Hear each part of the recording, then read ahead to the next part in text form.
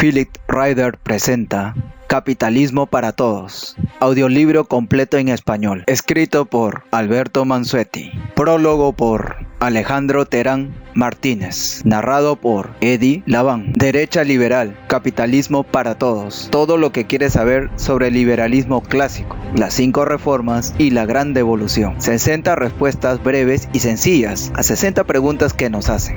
Capítulo número 8. Liberales y libertarios. Pregunta número 30. ¿Por qué liberalismo clásico? Para diferenciarlo del neoliberalismo y del liberalism en inglés de los países angloparlantes, que prácticamente equivale a socialismo, lo mismo que un liberalismo social, que promueven sectores de izquierda que se disfrazan de liberales clásicos. El liberalismo clásico se define por sus 3 pilares: gobiernos limitados, mercados libres y defensa a la propiedad privada. Pregunta número 31. ¿Y el libertarianismo? Esa expresión surgió en los países angloparlantes, cuando las izquierdas se robaron la palabra liberalism y se la adjudicaron a sí mismos para disfrazar su adhesión al socialismo. Los libertarios dicen promover las ideas de la libertad. Es una expresión vaga e imprecisa, que la gente además no entiende, porque cree que libertad tiene, pero no disfruta, porque el capitalismo se lo impide, y genera muchas confusiones. Por libertad se entiende a veces el derecho de hacer cada quien su voluntad arbitraria, su capricho, sin consideraciones algunas por el realismo, la justicia o ética de su conducta. Por eso la filosofía Ayn Rand, 1905-1982, declaró: yo no soy libertaria. Los libertarios son amigos de las libertades económicas, pero no siempre de los valores, reglas y principios morales conservadores o victorianos, centrados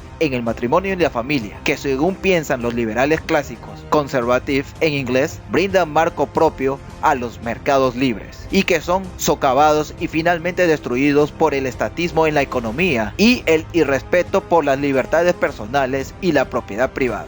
Valores y principios que no se basan en la idea rousseauiana del hombre bueno por naturaleza, como piensa el humanismo anticristiano, sino en la contraria visión cristiana. Las implicaciones son de peso. Si los humanos somos buenos, ¿a qué ponerles límites en los cargos públicos? Sería mejor darles más funciones y más poderes y recursos para que puedan hacer más bien a todos. Así es como piensa el socialismo. Así no hay forma de impedir a los gobiernos salirse de sus límites. No hay justificación racional posible para mantenerlos al otro lado de la raya. Los liberales clásicos nos centramos en el concepto y la práctica del autogobierno responsable de cada quien y del gobierno limitado solo para tratar con los criminales que demuestran ser incapaces de autogobernarse. Creemos que la libertad y las libertades son producto del gobierno limitado, y también lo son otros valores ligados a la libertad, tales como el orden, la justicia, paz, el bienestar general y la buena relación social. No usamos la expresión bien común porque sigue secuestrada por la izquierda, como también justicia social, que además carece de sentido, pero somos realistas, reconocemos que existe un interés general en todos estos valores y en su vigencia social y cultural, que es un interés público, y que existe un espacio público, aunque ahora demasiado inflado y dilatado, y que la seguridad, justicia e infraestructura son bienes públicos propios, aunque no la vivienda, la comida, la educación y otros cuidados médicos. Como los libertarios, somos individualistas y anticolectivistas, pero realistas. Entendemos que el individuo se desarrolla, se realice y se protege del estatismo y del totalitarismo en las entidades asociativas, algunas naturales como la familia y otras de pertenencia voluntaria como las empresas y centros educativos, médicos, religiosos, culturales, políticos e ideológicos, recreativos, filantrópicos y humanitarios, etc. Pregunta número 32. ¿Por qué las ideas liberales son rechazadas? Han sido satanizadas y desfiguradas por la propaganda de izquierda que generan las universidades y la prensa retransmite en versiones para el consumo masivo. Así se han confundido y desorientado a la clase media, y la clase popular no oye nuestra prédica, porque los tanques de pensamiento liberal no llegan a los barrios, a los sectores más indefensos y por ello más necesitados del pensamiento pro-capitalismo, y más capaces de entenderlo, porque menos contaminación marxista tienen. Ahora, no hubo partidos políticos liberales que les hagan llegar junto con propuestas y vías prácticas para hacerlas realidad. Las ideas liberales son políticas, y los vehículos naturales naturales de propagación de ideas políticas no son los centros académicos sofisticados, sino los partidos, que las mercadean a nivel masivo,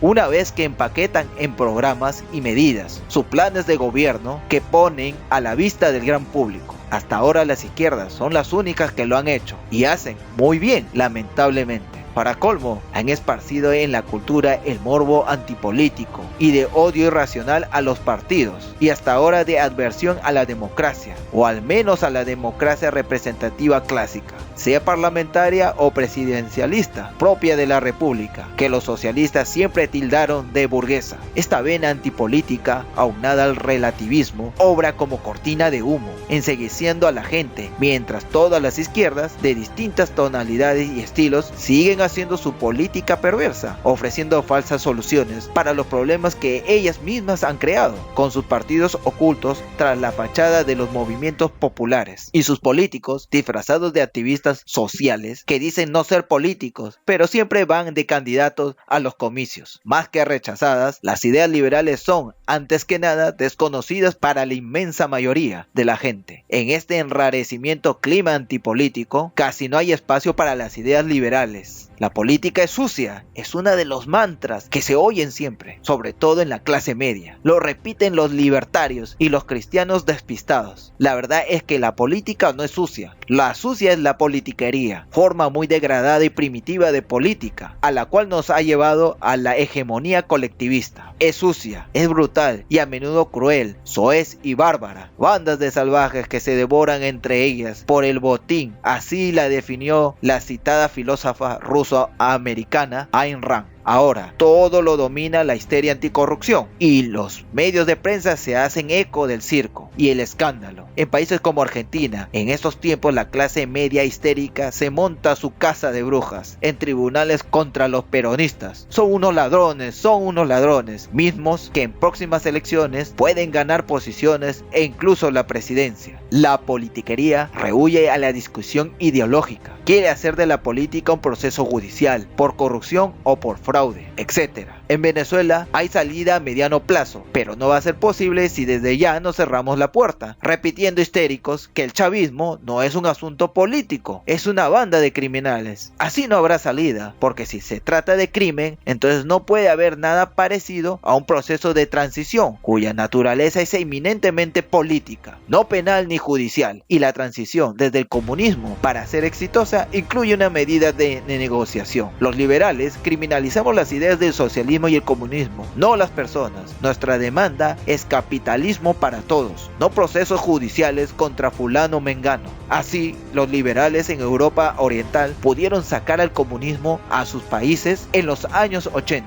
En procesos de transición que, salvo excepciones, incluyeron negociaciones con los jefes comunistas y usaron la cabeza, no el hígado, para pensar, para lo cual es necesario la instrucción. Los economistas liberales nos hacen notar que la clase media no sabe nada de economía, por eso votan por candidatos, partidos y programas de izquierda. Muy cierto, pero tampoco sabe nada de política. La desesperación que lleva a la histeria no abre salidas políticas para un retorno desde el socialismo. Y el camino de retorno es el mismo camino de servidumbre que señaló Hayek en los 40, solo que recorrido en dirección opuesta, de la República Popular a la República verdadera, la democracia republicana, la República liberal. Pregunta número 33. ¿República equivale a Estado de Derecho? No exactamente. República es la forma mixta de gobierno, combinando un rasgo monárquico, el presidente como jefe del Estado, otros aristocráticos, jueces de la Corte Suprema y altos mandos militares, no electos democráticamente, y otros democráticos, Cámara Baja. Estado de Derecho traduce en la expresión rule of law, en inglés, imperio de la ley, que todos estamos bajo la ley y nadie por encima. ¿Pero cuál ley? Common law, la ley común, justa e igual para todos. En la traducción medieval hispana eran los fueros comunes, aquel fuero juzgo o fueros viejos, como los de Castilla, León y otros reinos cristianos. Pero Estado de Derecho, en español, actual es otra cosa, que todo sea según las leyes, no importa si esas leyes son o no justas, e iguales para todos. Por eso la expresión reglas claras es apropiada solo a medias. Las leyes pueden ser muy claras y estables, como muchas lo eran en la Alemania nazi o en Rusia soviética, pero eran injustas. Pregunta número 34. ¿Y la democracia? Significa elección por mayoría. ¿La democracia es liberal o republicana? Sí, hay ciertas reglas y principios fundamentales que no pueden someterse a la voluntad de la mayoría, y es antiliberal o no republicana si la mayoría goza de soberanía absoluta. Con todo, los liberales clásicos no endiosamos la democracia ni la satanizamos. Según Sir Winston Churchill, 1874 a 1965, no es una buena forma de gobierno, excepto las otras, que son peores. Para el filósofo Karl Popper, 1902 a 1994, es una forma no violenta de quitar y